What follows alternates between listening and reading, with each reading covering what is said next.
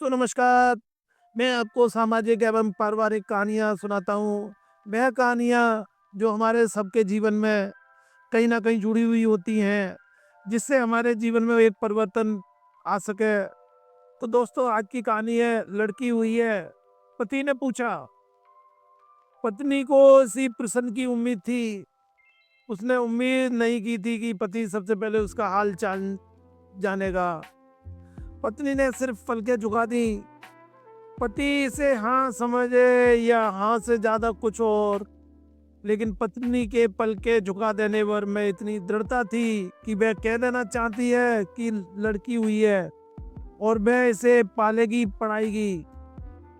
अब क्या करेगी तू? पति ने पूछा। पालूंगी और क्या करूंगी? शादी कैसे करेगी? अभी तो पैदा हुई है जी।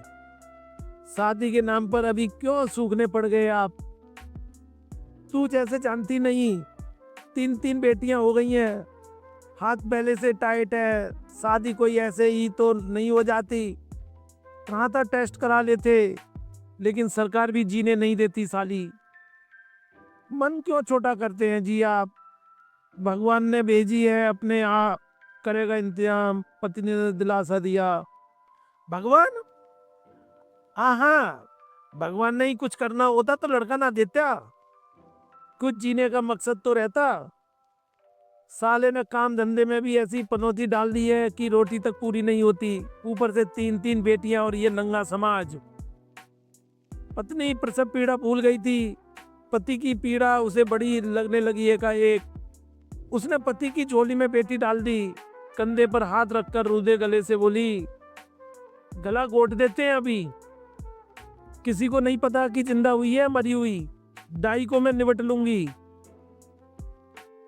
पति का बंधन एकदम से सन्न पड़ गया।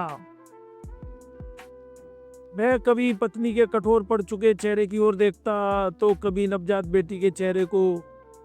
उसने एक बेटी को सीने से लगा लिया। भीतर प्रकाश का बड़ा सूरज चमकने लगा। बेटी ने पिता के कान में कह दिया था, पापा आप चिंता ना करें, मैं आपके टाइट हाथ खोलने के लिए ही आई हूँ। पिता के सीने से लगी बेटी को देखकर पत्नी की आंखें आंसुओं से टिमटिमाने लगी।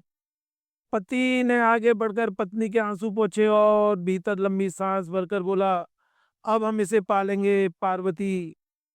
तो दोस्तों, जो दहेज मांगते हैं और सरकार भी कहती है बेटी पढ़ाओ बेटी बचाओ, लेकिन उस पर इतना काम नहीं हो रहा है। तो हम आप सभी से अनुरोध करते हैं, जहाँ भी दहेज की मांग उठे वहां पर उसका विरोध करें। और मैं भी इसके ऊपर आगे काम करने जा रहा हूँ, दहेज के ऊपर। तो आप सभी हमारी इस कहानी को सभी लोगों के साथ शेयर करें कि गर्भ में बेटी क्यों मारी जा रही है। तो आप सभी को मैं बहुत बहुत धन्यवाद करता हूँ। जय श्री राम।